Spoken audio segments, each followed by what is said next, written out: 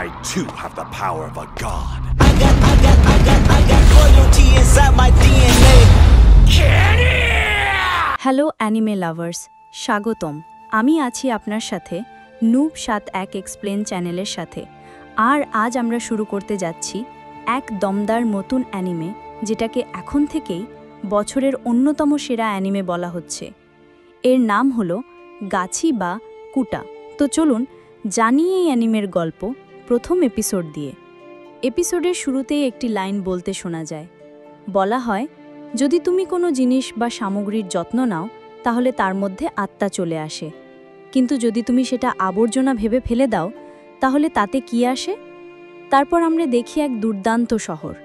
সবাই সাদা পরিষ্কার কাপড় পরে আছে, যেন এই শহরে ময়লা আবর্জনার কোনো অস্তিত্বই নেই। এই শহরের একটি বাড়িতে একটি ছোট মেয়ে তার নতুন পুতুলটা একটু ছিঁড়ে ফেলার পর সেটা ফেলে দেয়।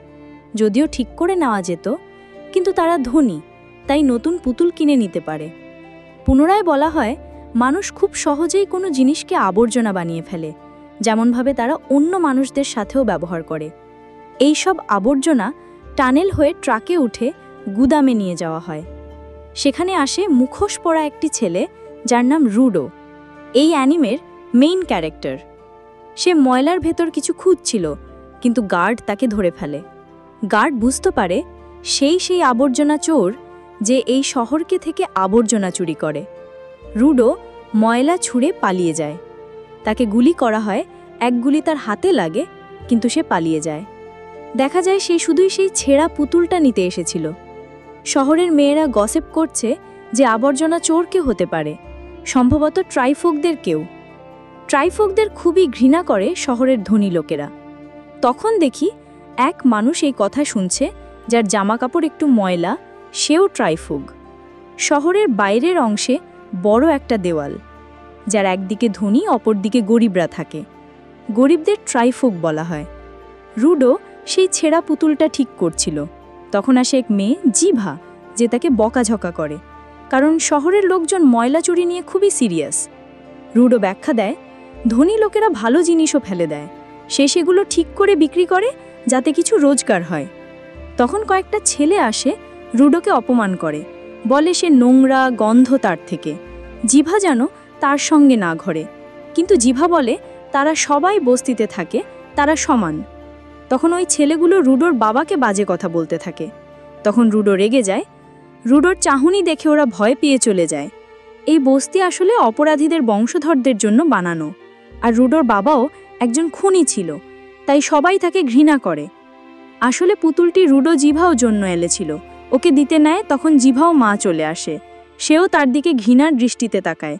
অতঃপর জিভাও চলে যায়। রুডোর বাবা ছিল খুনি, আর তাকে শাস্তি দিয়ে পিট নামেক এক বিশাল গর্তে ফেলে দেওয়া হয়েছিল, যেটা মৃত্যুদণ্ডের স্থান।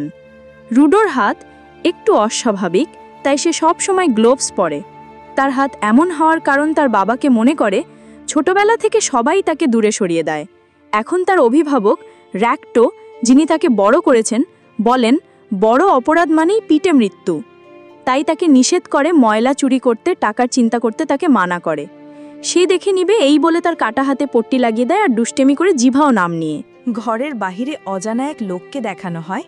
পরের দিন রুদু সেই পুতুলটা নিয়ে জিভাকে খুঁজতে বের হয়। তখন জিভা পিঠ সামনে খাড়ানো ছিল। জিভা বলে যে পিঠের সামনে তাদের বস্তি রাখা হয়েছে, যেন তারা ভয় পেয়ে কখনো অপরাধ না করে।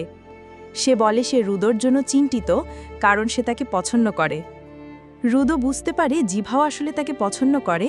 সে লজ্জা পায় আর জিভাকে সে পুতুলটা দেয়। জিভা সেটা রাখে।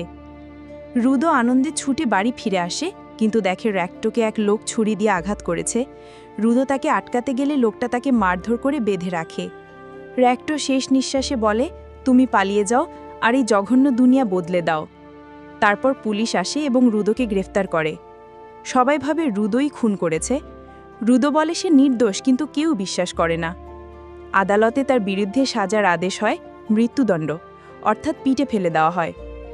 জিভাও তার বিশ্বাস হারিয়ে ফেলে সেই পুতুলটা ছুঁড়ে ফেলে দিয়ে চলে যায়। এ দেখে রুদোর মনে অনেক আঘাত পায়। শেষে রুদো রেগে চিৎকার করে, আসল আবর্জনাও তো তোমরা, যাদের চোখ কান আছে তবুও কিছু দেখো না, শোনো না। আর ঠিক সেই সময় দেখা যায় খুনি লোকটাও সেই ভিড়ে দাঁড়িয়ে আছে। তারপর রুদোকে পিটে ফেলে দেওয়া হয়।